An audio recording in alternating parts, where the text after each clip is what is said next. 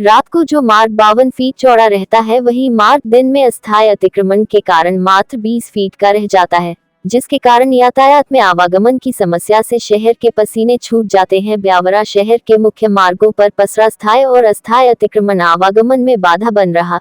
इसी को लेकर आज राजस्व विभाग, नगर पालिका, यातायात पुलिस बल की संयुक्त कार्यवाही से शहर की यातायात व्यवस्था सुधारने हेतु पुराना एबी रोड पर स्थायी और अस्थायी अतिक्रमण को हटाना शुरू कर दिया। उधर अतिक्रमणकारियों ने भी फुटपाथ व नालियों को पूरी तरह से हजम कर लिया। दोपहिया वाहन के आमने सामने आने पर उनका सहजता से निकलना मुश्किल हो रहा था। सड़क पर बेतरतीब खड़े वाहनों, सड़क मुहाने की दुकानों और रेंग रेंग कर चलते वाहनों से ट्रैफिक जाम रहता है। मुख्य मार्ग पर हाथ ठेले वालों के कारण पूरे दिन आवागमन बाधित रहता है। शहर से स्थायी और अस्थायी अतिक्रमण हटाकर सड़क के चौड़ीकरण कर देने के बाद क्या शहर के हालात में सुधार आ पाएगा, ये तो आने वाला समय ही बताएगा।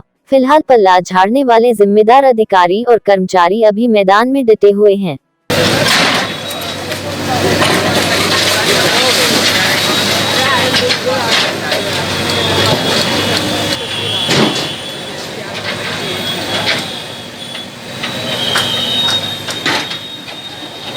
मतदाता ये जानना चाहते हैं कि आप पूर्व में जब विधायक थे तब आपने जो सड़क का चौड़ीकरण किया है, अब आपका अगला लक्ष्य क्या रहेगा?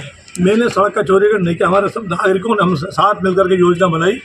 शहर में जो तकलीफ है सब मिलकर एक कैसे, क्योंकि मैंने 25 करोड़ रुपये सेंक्शन कराया था माननीय मुख्यमंत्री से, शहर में 4 लेन रास्ता बने ताकि यातायात सुरक्षित हो सके और हमारा व्यापार भी ठीक से चल सके। सड़कों में जगह नहीं है, वाहन खड़े होते नहीं है, दुकानदार पीड़ित है, वाहन आते हैं सपाटे के साथ तो कोई भी कस्टमर खड़ा नहीं होता दुकानों के सामने। आम आवागमन, चाहे बच्चों के स्कूल जाने का हो, चाहे अस्पताल जाना हो, किसी को दफ्तर जाना हो, किसी को हाट बाजार में आवश्यक सामग्री खरीदना हो, इन सब चीज़ों की दुविधा थी। इसलिए आम राय मिला करके नागरिकों के साथ प्रशासन के सहयोग से हमने इस प्रयास किया है कि शहर के मार्ग को हमने चौड़ीकरण किया है और जहाँ आवश्यकता होगी समय समय पर सभी नागरिकों से परामर्श करके जो आवश्यक होगा हम ऐसा निर्णय समय पर करेंगे। ब्यावरा शहर में यातायात को लेके काफ़ी समस्या है और यहाँ पर कुछ अतिक्रमण भी है जो कि NH PWD की रोड पर है। कुछ अतिक्रमण है और कुछ अस्थायी अतिक्रमण भी, दोनों प्रकार के हैं, अस्थायी और स्थायी दोनों प्रकार के अतिक्रमण हैं। प्रशासन के द्वारा, निकाय के द्वारा इसको पहले चिन्हित कराया गया, उनको सूचना पत्र जारी किए गए, उनको नोटिस इशू किए भी 1 महीना हो गया। 1 महीने से हमारी अनाउंसमेंट लगातार चल रहा है कि आप लोग अपना अतिक्रमण हटा लें, किंतु कुछ लोगों के द्वारा अतिक्रमण अपना नहीं हटाया गया। तो आज हम उस अतिक्रमण को हटाने की कार्यवाही कर रहे हैं, जिसमें हम 2 दिवस में इस कार्यवाही को पूर्ण करेंगे। निकाय के द्वारा सब्जी मार्केट और फल का मार्केट के लिए व्यवस्था दी जा चुकी है। उनको निकाय को ही व्यवस्थित करके वहाँ रखने के लिए प्रबंधन करना होगा कि वो वहीं पर रहें। अस्पताल की जगह से भी हम वहाँ पर आगे का जो निकाय का प्लान है कि वहाँ पे वो फल का बाजार जो है वहाँ पे शिफ्ट करेंगे। वो कुछ उसमें अभी कानूनी रुकावटें हैं, लेकिन वो रुकावटें ऐसी नहीं है, वो केवल प्रशासनिक प्रक्रिया के रूप में है। वो प्रक्रिया पूर्ण हो जाएगी। अभी तो हमने 2 दिन के लिए असेसमेंट हमने किया था कि 2 दिन में हम इस पैच में से अतिक्रमण हटा देंगे।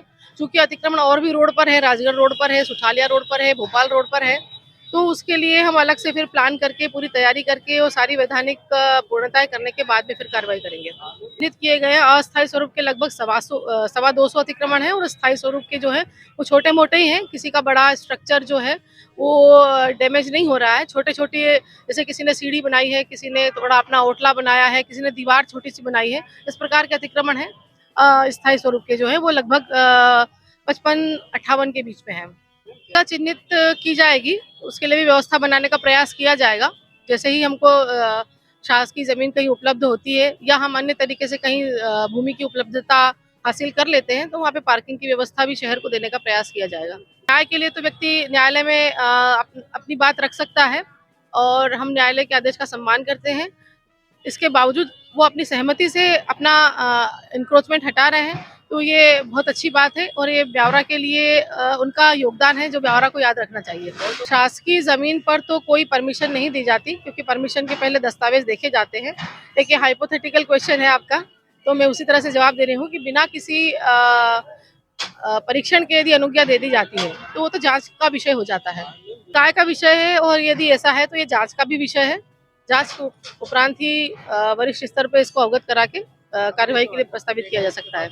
को निर्देशित किया है कि जहां से अतिक्रमण हटाया जा रहा है वहां पुनः अतिक्रमण ना हो और अस्थायी स्वरूप के जो अतिक्रमण है उनके लिए व्यवस्थाएं जो दी गई हैं, जैसे सिटी चौपाटी है और फल और सब्जी के मार्केट हैं, ये अवेलेबल है निकाय के पास में, तो वहाँ वो व्यवस्था को प्रबंधित करेंगे।